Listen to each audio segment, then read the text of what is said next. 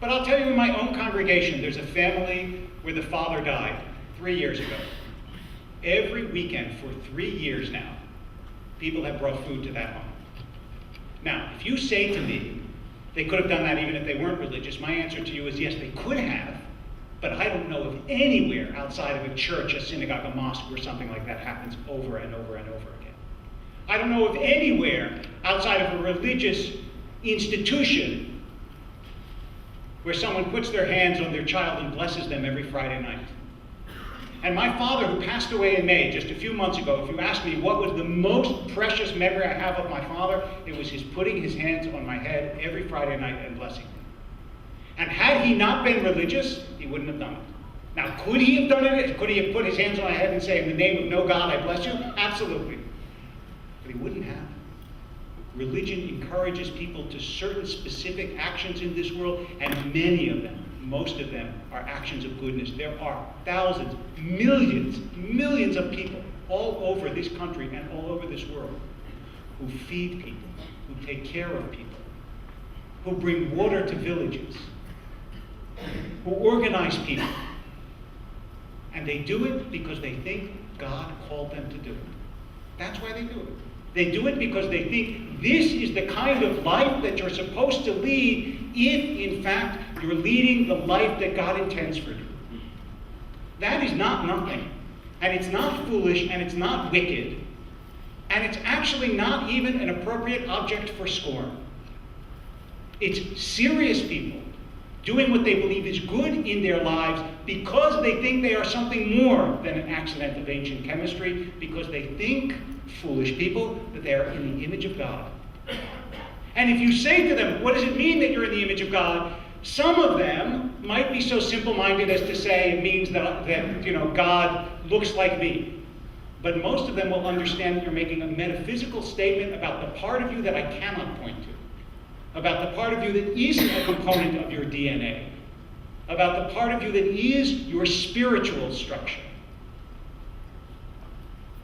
I'm just going to close with this because I got the 1 minute warning. To some extent, this is an argument. But to some extent, and you know this, it's not an argument. It's about the way you see the world. And the way you see the world doesn't pivot on a point. It's not, I never thought of that knockdown, drag out. It has to do with what it is you believe you're here for.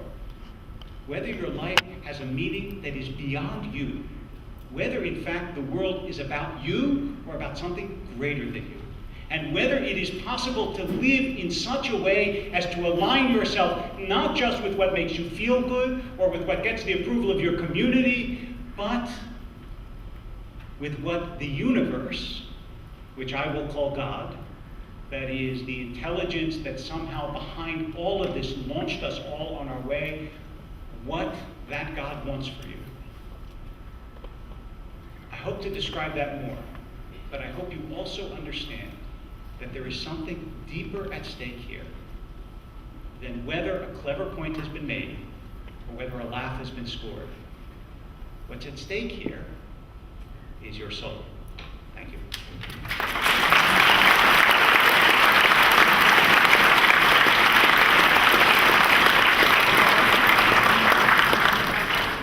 Well, it was probably about time to introduce a distinction that I promised you earlier, the separation of the idea of God and religion. You can be a deist, as, for example, men like Thomas Paine and Thomas Jefferson, great men of the Enlightenment, were, and argue from the apparent design and order and harmony of the universe that there must be, or must have once been, a creator. That's a form of belief in God, but it's not religion. To be religious, you have all your work still ahead of you. You have to be able to show that that creator knows who you are, cares what you eat, cares who you sleep with, and in what position, cares who wins which war, answers prayers. You notice nothing from the man of God on these points at all. He's a very weak deist and quite a good moral philosopher. But of religion and God, what did you hear except that God is the universe? Well, that's the other default position. It was actually held by the greatest Jewish thinker of all time, Baruch, later Benedict Spinoza.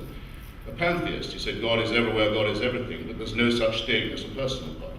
No one is supernaturally guiding you, like evolution doesn't know you're here.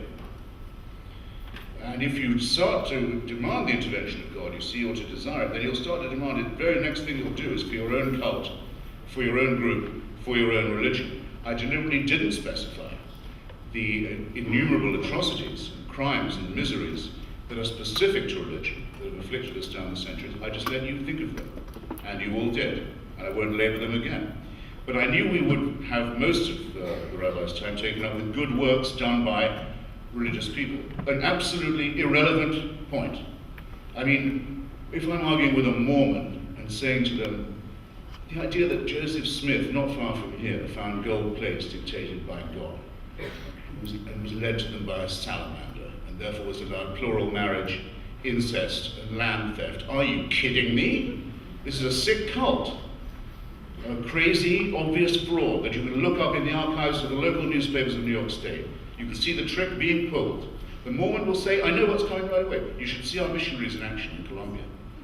We send out young people to do good works in the Andes, in the Himalayas, and so that. No doubt they do. And is their motive just to help? Or is it maybe to make more Mormons and to spread the book? Have you tried it, by the way? Has anyone ever tried Book of Mormon? You know what Mark Twain said about it? Chloroform in print.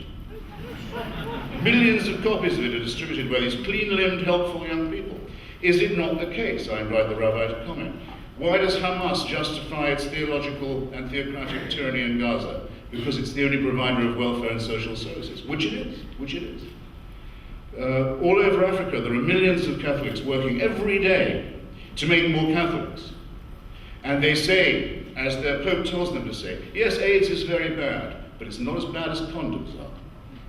As a result of which they're responsible for the deaths of millions of Africans, because their work is that of proselytization. Don't call it charity. They're doing it for Jesus.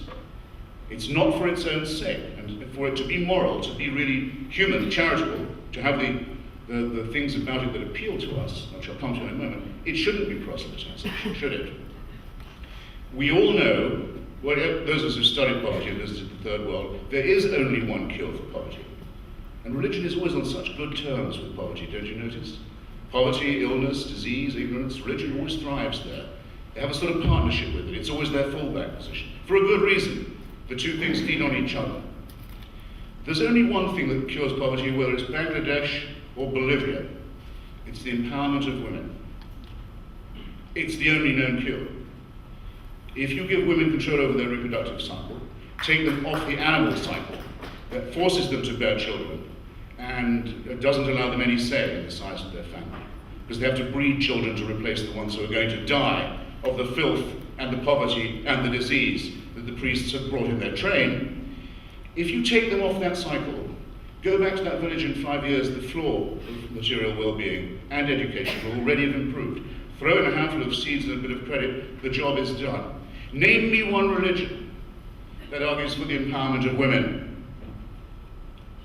Now, when you say, Rabbi, really, one should be shocked when a priest commits an act of filthy criminality. I say I'm not shocked at all. Why am I not shocked? Well, if you design, I'll just take a leading example, a salient one, a Roman Catholic Church which preaches that women are vessels of temptation, which insists on celibacy, that makes sex a matter of guilt and shame, that is composed of an all-male priesthood, the whole practice of which is based on a sexual repression. What do you think is going to happen to the children in the care of those people? Don't act surprised. They don't act surprised. They knew it was going on all the time. And they covered up for it. Where is Cardinal Law, may I ask you? Former Prince of the Church in these United States. Why is he, Boston laity want to know this, why is he not in the dock? Because he's in the Vatican. Because he's fled the jurisdiction and been given a sinecure at the Church of Santa Maria Maggiore in Rome, and voted in the conclave to produce the next pope, the holder of the keys of Peter, the vicar of Christ on earth.